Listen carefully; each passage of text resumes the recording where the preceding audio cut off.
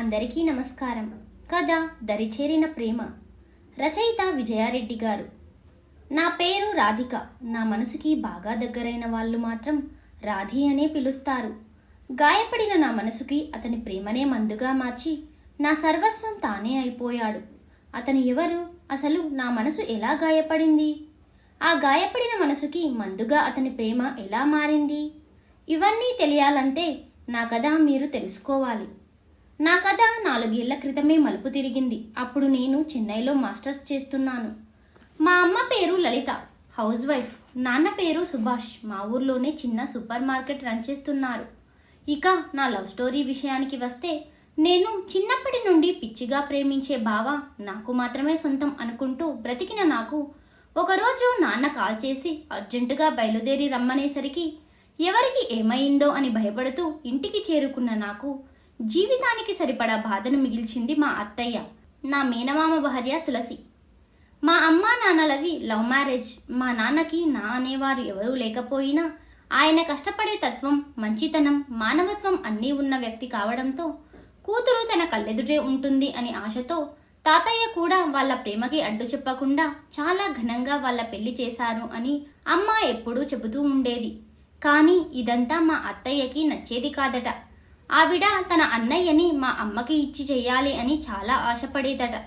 ఆవిడ ఆశల మీద నీళ్లు జల్లుతూ అమ్మ అలా ప్రేమ వివాహం చేసుకోవడం, పైగా నాన్న తాతయ్యకి మావయ్యకి బాగా నచ్చడంతో అమ్మ వాళ్ళ పెళ్ళైన దగ్గర నుండి నాన్నని అనాథ, ఇల్లరికపు అల్లుడు, అత్తింటి మీద పడితింటున్నాడు అని నోటికొచ్చినట్టు మాట్లాడి నాన్న మనసుని చాలా బాధ పెట్టేదట. ఇక నాన్న ఆ మాటలన్నీ భరించలేక తాతయ్యని ఒప్పించి పక్కనే ఒక చిన్న ఇల్లు అద్దెకు తీసుకుని అందులో ఉంటూ అంచెలంచెలుగా ఎదిగారట. అత్తయ్యకి నాన్న అంటే ఇష్టం లేకపోయినా తనకు బావ ఒక్కడే, పైగా ఆడపిల్లలు లేకపోవడంతో నేనంటే చాలా ఇష్టంగా ఉండేది. చిన్నప్పటి నుండి బావని చూపిస్తూ వాడే నీ మొగుడు అని చెప్పేది నాకు. అత్తయ్య మాత్రమే కాదు, ఇంట్లో అందరూ, నాన్నతో సహా అందరూ అలానే అనేవారు. చిన్నప్పటి నుండి ఆ మాటలు నా మనసులో బాగా నాటుకుపోవడం వల్ల, పైగా వాడంటే చిన్నప్పటి నుండి ఉన్న పిచ్చి ప్రేమ కారణంగా వాడే నా మొగుడు అని నేను కూడా ఫిక్స్ అయిపోయాను. కానీ నా ఆశల్ని, కలల్ని, సంతోషాలని, జీవితాన్ని తలకిందులు చేస్తూ 4 రోజుల క్రితం బావకి ఎవరో బాగా డబ్బున్న అమ్మాయి సంబంధం వచ్చిందట. ఆ సంబంధానికి అత్తయ్య ఒప్పుకోవడమే కాకుండా నేనే ఊపిరిగా బ్రతికే మా బావ కూడా ఒప్పుకోవడం నా గుండెను ఇంకా ముక్కలు చేసింది.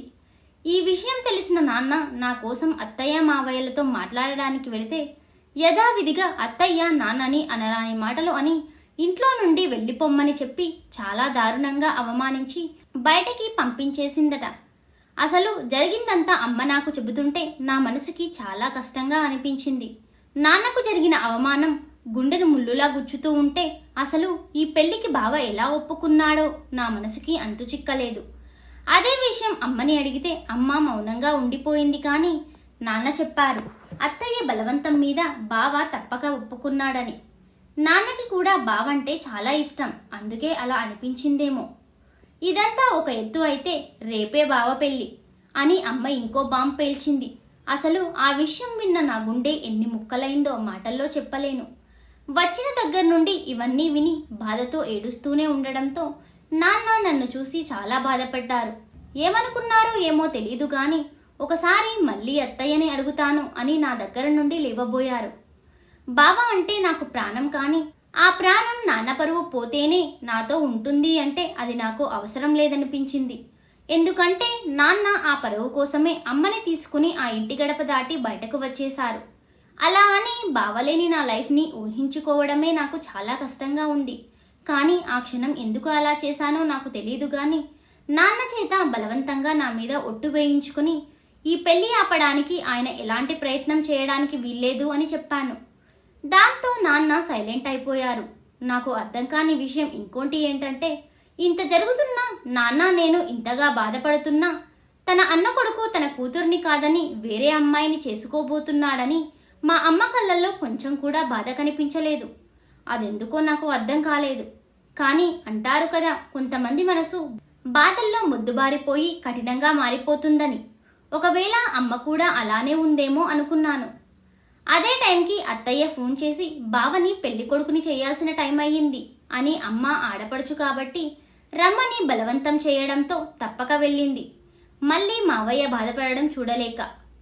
అలా ఆ రోజు ఆ ఇంట్లో సంబరాలతో మా ఇంట్లో విషాదంతో గడిచిపోయింది. ఇక మరుసటి రోజు నా జీవితంలో మోస్ట్ పెయిన్ఫుల్ డే బావ పెళ్లి. మా ఇంట్లో హాల్లో కూర్చుంటే కిచెన్ సైడ్ గుమ్మం నుండి మావయ్య ఇంట్లో ఏం జరుగుతుందో చాలా క్లియర్గా కనిపిస్తుంది. కాసేపట్లో పెళ్లి కాబట్టి ఇల్లంతా బంధువులతో చాలా హడావిడిగా ఉంది. ఇక్కడ మా ఇంట్లో నేను నాన్న మాత్రం బాధపడుతూ జరిగేది చూస్తూనే ఉన్నాం. కాసేపటికి తప్పక రెడీ అయ్యి ఆ ఇంటికి చేరుకున్నాం. ఎందుకంటే చూసే వాళ్ళకి మా నొప్పి అవసరం లేదు, కానీ కనీసం పెళ్లికైనా రాలేదు, ఈ గోపీకి మంచి సంబంధం వచ్చిందని తట్టుకోలేకేమో అన్న మాటలు నా వల్ల అమ్మా నాన్న పడడం నాకిష్టం లేదు. అందుకే మనసు నరకం అనుభవిస్తున్నా కష్టంగా ఆ ఇంట్లో అడుగుపెట్టాను. మనసులో మోయలేని భారంతో ఆ ఇంట్లో అడుగుపెట్టిన నన్ను సడన్గా ఎక్కడి నుంచి వచ్చాడో తెలీదు కానీ మా బావ నా చెయ్యి పట్టుకుని తన రూమ్లోకి తీసుకెళ్లి డోర్ లాక్ చేసి నన్ను గట్టిగా హగ్ చేసుకుని చాలా బాధపడ్డాడు. బావ అలా బాధపడుతుంటే ఆ క్షణం నా మనసు ఎంత వేదన అనుభవించిందో మాటల్లో చెప్పలేను. నిజంగా బావ అనుభవిస్తున్న బాధ చూసినా ఎవ్వరూ బావకి పెళ్లి చేసుకోవడం ఇష్టం అంటే నమ్మలేరు.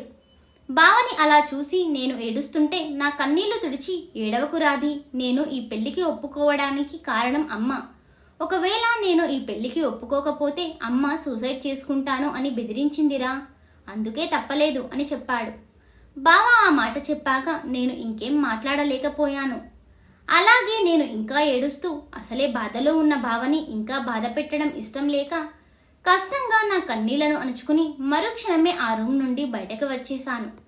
పందిట్లో మండపం ఎదురుగా నాన్న పక్కనే కూర్చుని జరిగే పెళ్లిని చూస్తూ చాలా కష్టంగా ముక్కలవుతున్న నా మనసుని దానివల్ల వరదలా బయటకు రావడానికి సిద్ధంగా నా కన్నీళ్లను కష్టంగా అదిమి పెట్టుకుని ఉన్నాను. ఇప్పుడు నేను అనుభవిస్తున్న బాధను పదింతలు చేస్తూ బావ చాలా సంతోషంగా ఆ పెళ్లి చేసుకుంటున్నాడు. ఒకప్పుడు నాతో ఎంత చనువుగా అల్లరిగా ఉండేవాడో ఇప్పుడు పీటల మీద ఆ అమ్మాయితో అంతే చనువుగా సరదాగా ఉన్నాడు. అది చూసిన నాకు నాన్నకి ఒక విషయం క్లియర్గా అర్థమైంది. అదేంటంటే బావ ఈ పెళ్లి తన ఇష్ట ప్రకారమే చేసుకుంటున్నాడు అని. అప్పుడే నాకు ఇంకో విషయం కూడా అర్థమైంది. ఈ పెళ్లి కుదిరిన దగ్గర నుంచి బావ నాకు కాల్ చేయడం కూడా మానేశాడు. అలా అని నేను కాల్స్ చేసినా కూడా లిఫ్ట్ చేసేవాడు కాదు. ఎప్పుడు చేసినా ఎంగేజ్ వచ్చేది. నాన్న ఇంటికి రమ్మని కాల్ చేశాక నేను ఊరికి వచ్చిన వెంటనే బావకి కాల్ చేస్తే ఎంగేజ్ వచ్చింది. తీరా నేను ఇంటికి చేరుకునేసరికి బావ వాళ్ళ ఇంటి గుమ్మంలో ఎవరితోనో కాల్ మాట్లాడుతూ తెగ మెలికలు తిరిగిపోతూ సిగ్గుపడుతూ కనిపించాడు. అప్పుడు నేనున్న టెన్షన్లో పెద్దగా పట్టించుకోలేదు, కానీ అవన్నీ ఒకసారి గుర్తు తెచ్చుకుని ఆలోచిస్తుంటే ఇదంతా బావ కావాలనే చేశాడని నాకు అర్థమైంది. బావ చేసింది మోసం. ఇన్నేళ్ల నా ప్రేమను బావ టైంపాస్ అనుకోవడం, కాసేపటి క్రితం నా వల్ల పెళ్లికి ఎలాంటి ఆటంకం రాకూడదు అని నా దగ్గర ప్లే చేసిన ఎమోషనల్ డ్రామా, ఇలా ఇవన్నీ ఒక్కోటి నాకు క్లియర్గా అర్థమవుతూ ఉంటే ఆ క్షణం నేను ఇంకా ఎందుకు బ్రతికున్నానా అనిపించింది.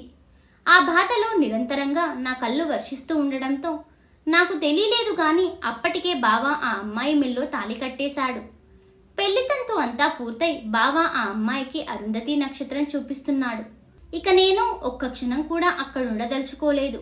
అందుకే నాన్నకు చెప్పి వెంటనే ఇంటికి వెళ్ళి నా లగేజ్ ప్యాక్ చేసుకుని తిరిగి చెన్నైకి బయలుదేరాను.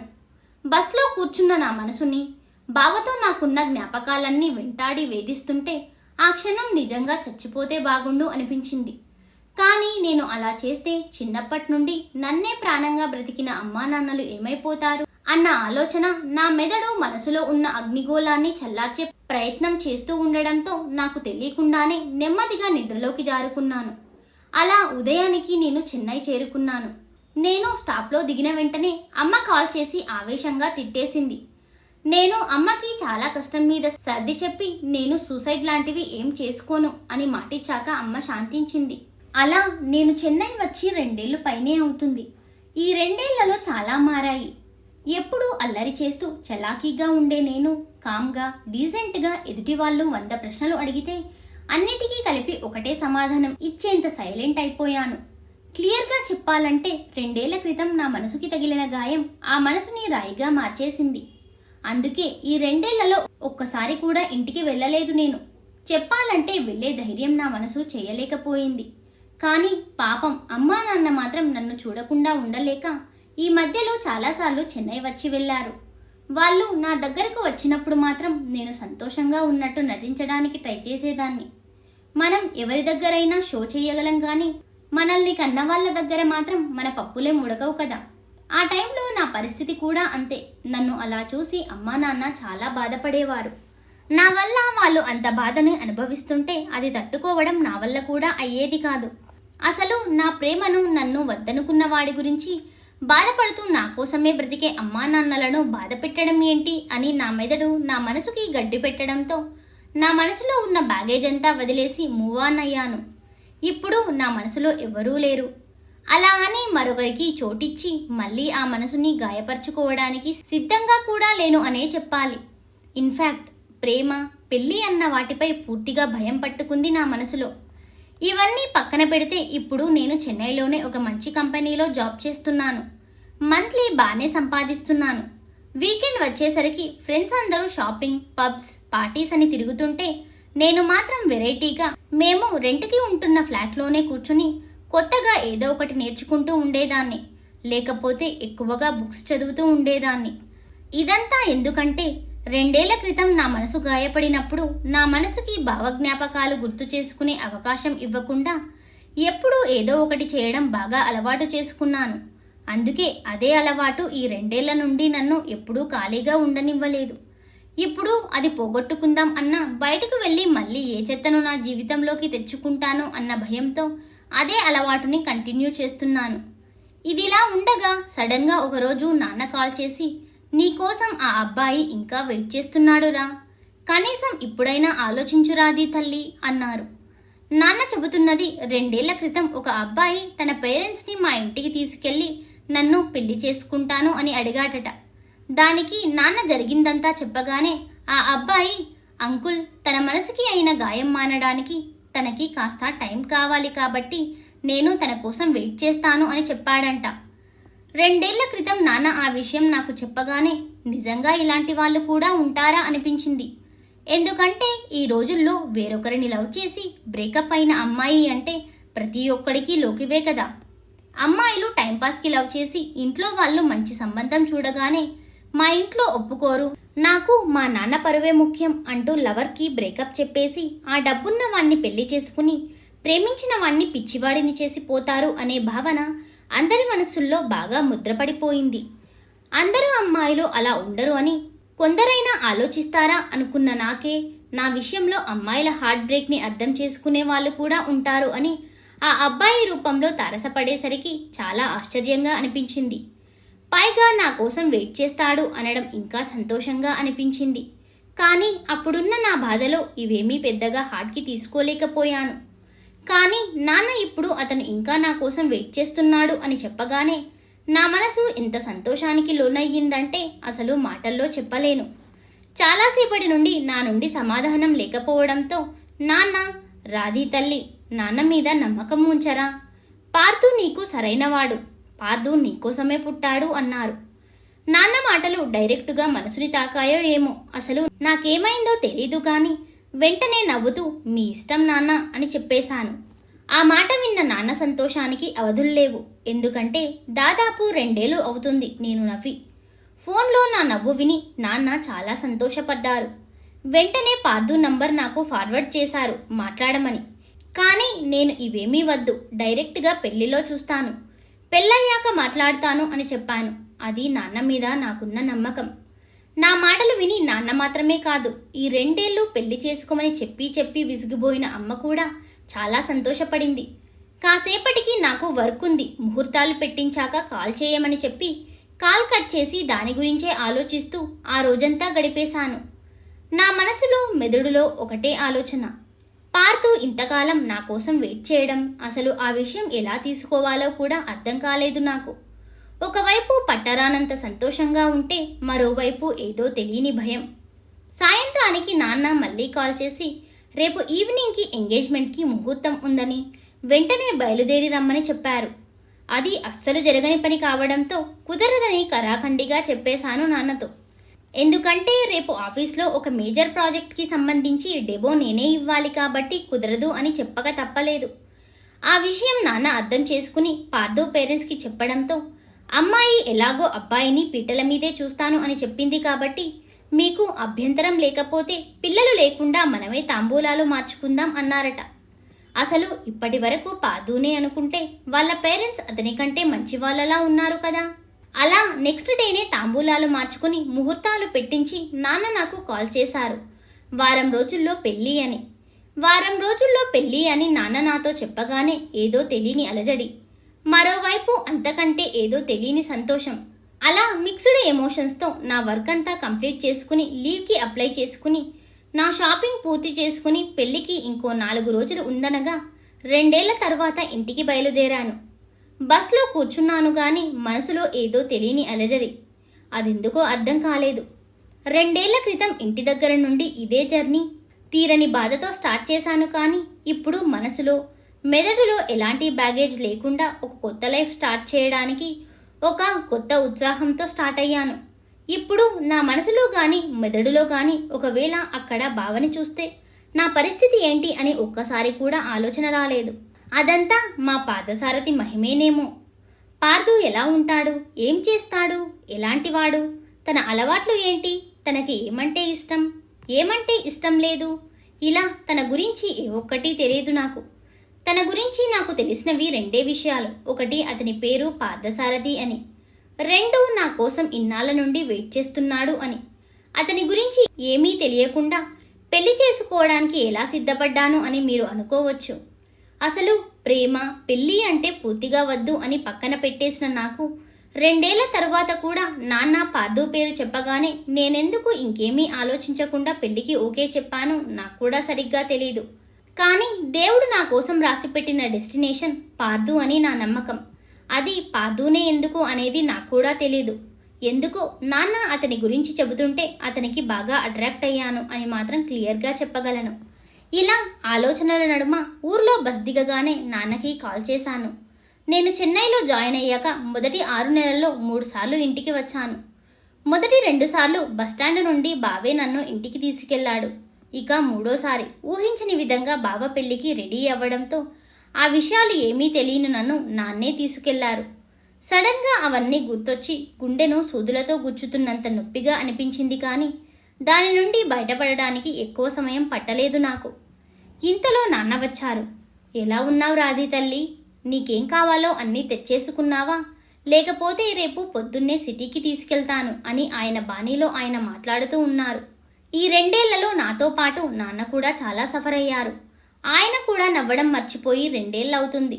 ఇప్పుడు ఆయన మాట్లాడుతుంటే ఆయన మొహంలో సంతోషం చూసి చెప్పొచ్చు ఆయన నా పెళ్లి విషయంలో ఎంత సంతోషంగా ఉన్నారని, అలాగే ఎంత ఎక్సైటెడ్గా ఉన్నారని. అలా నాన్న మాటల్లో ఆయన సంతోషం తెలుస్తుంటే నాకు ఆ క్షణం పెళ్లికి ఒప్పుకుని మంచి పనే చేశాను అనిపించింది. కాసేపటికి మా ఇంటికి చేరుకున్నాం. అదేంటో ప్రతిసారిలా ఈసారి నా చూపు గాని మనసు గాని మెదడు గాని ఒక్కసారి కూడా మావయ్య ఇంటివైపు మళ్ళలేదు. నాన్నతో కలిసి డైరెక్ట్గా మా ఇంట్లోకి వెళ్ళబోయాను. కొత్త లైఫ్ స్టార్ట్ చేయడానికి మా ఊర్లో అడుగుపెట్టిన నా జీవితంలో ఏం జరగబోతుందో నెక్స్ట్ పార్ట్లో చూద్దాం. ఈ పార్ట్ ఎలా అనిపించిందో కమెంట్ బాక్స్లో కమెంట్ చేయండి ఫ్రెండ్స్. అలాగే నెక్స్ట్ పార్ట్ కోసం మా ఛానల్ని సబ్స్క్రైబ్ చేసుకోండి. Thank you for watching.